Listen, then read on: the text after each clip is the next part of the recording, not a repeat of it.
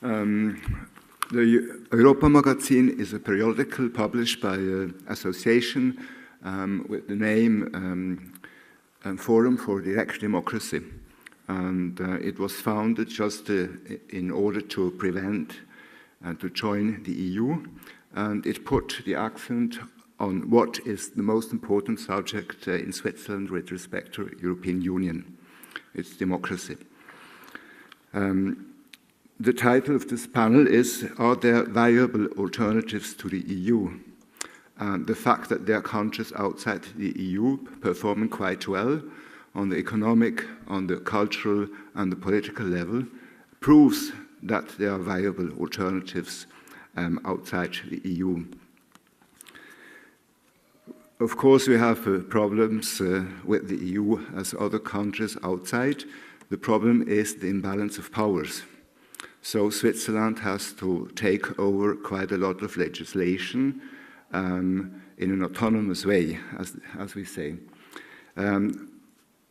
Because of the interest of the economy, because the economy wants to remove barriers to trade, then we have the influence of the administration. For a long time, the Swiss administration wanted to join the EU, the political parties, most of the parties and so on, so they wanted to remove possible barriers to joining. Now this is less important than before because in the government we have now only one party which wants to join, the other don't want to join anymore. Then finally we have the influence of the bilateral treaties. We have 120 bilateral treaties with the EU, and we have 2 packages by 6 treaties which are more important and which were concluded in the 0 years. One is, for instance, about the free movement of persons. We are not in the EEA. That's the difference between Switzerland and the 2 other examples we had before. But we are in the EFTA. The takeover of the autonomous takeover of EU legislation in Switzerland is the main argument of people advocating joining the EU in Switzerland. And for the moment, there are not a lot of people having that wish to join. There are about 20% who wants to join and one party which is represented in the government. So it's even more than in Norway who don't want to join. In fact, the argument that you have to join to shape the EU legislation and to participate in framing that legal framework is not very convincing because small countries don't have a lot of impact in these institutions. And I think people know it. Why some people think you have to join why they say you have to join in order to influence, I think is special interests. For instance, administration. If they join, they have little bit seeming of having influence. On the other hand, they have less control by their electorate. So they are interested in joining. I think that's the main factor. Why Switzerland didn't join the EU in 1994 when other countries of the EFTA joined? I think the most important point is direct democracy. And I would like to give some information about it because maybe that not all know the system. Just some remarks. We have 3 main instruments of direct democracy. We have the popular initiative, and there are 100,000 people. It's at about 2.5% of the electorate has the right to propose an amendment of the constitution or a change of the constitution.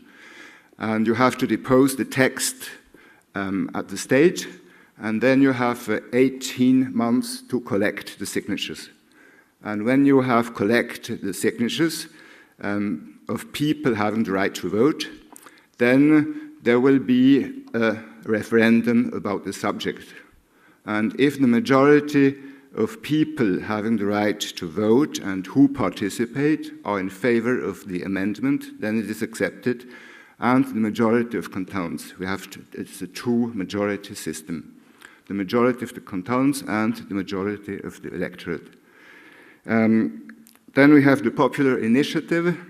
If a law is passed by the parliaments, and if enough people don't want to have that law, then you can collect the signatures, and you have to collect 50,000 signatures in 100 days. And then you have a referendum about it. And there you have only a simple majority, that is, the law is accepted if the majority of the people accept, otherwise it's not accepted. We have the same regime for international treaties, which have the same importance as laws passed by Parliament. Then the third instrument is mandatory referenda. We have them if the Parliament wants to change in the Constitution. Then there has to be a referendum, and again, two majorities, majority of the cantons and majority of the electorate. The same regime we have for joining important international organizations. That is, for joining EU, two majorities. For joining the EEA, two majorities.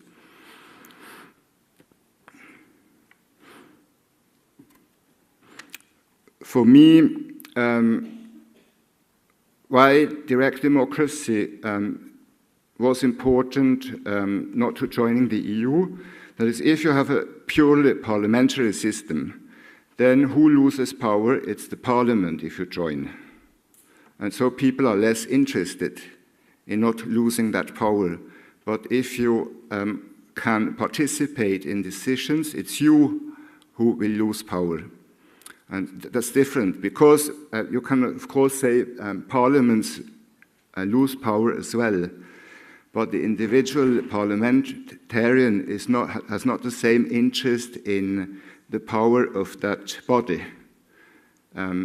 because he wants to make a career, for instance. But individual people who will never become professional politicians, and they will lose power without getting anything for it. So they will not just give it away. And by the institutions of direct democracy, you have much more control of what politicians are bargaining in international affairs.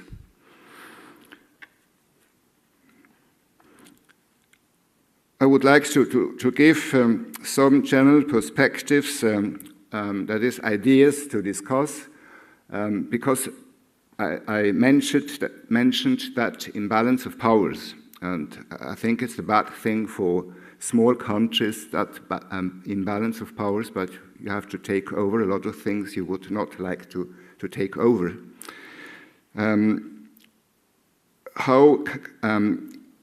That is one problem. The other problem is that international affairs becomes more and more important. And there's the question how we can democratize these relations. And I try to give some ideas for discussion with respect to that.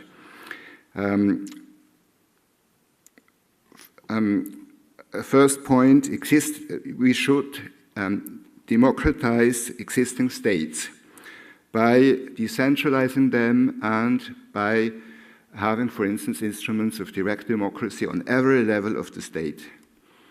And give in the competencies of the constituencies of the different level, give the right to cooperate with all the other constituencies within the state and outside the state. So you would have a quite dense network of relations between people on the different level of the states. A third point, how to democratize international relations. I think a very important point is to solve problems where you have them. And that's just the opposite of what's going on in the EU. The EU, there are states implied which are not concerned by a problem. That is, if you have fishery problems in the Baltic Sea, I don't know what Italy has to do with it. They are not concerned, but they have a right to vote. So they can use this vote to bargain. That is, I vote for you if you vote the next time for me, but that's not optimal. So solve the problems at the level where you have them, and not centralize cooperation between states.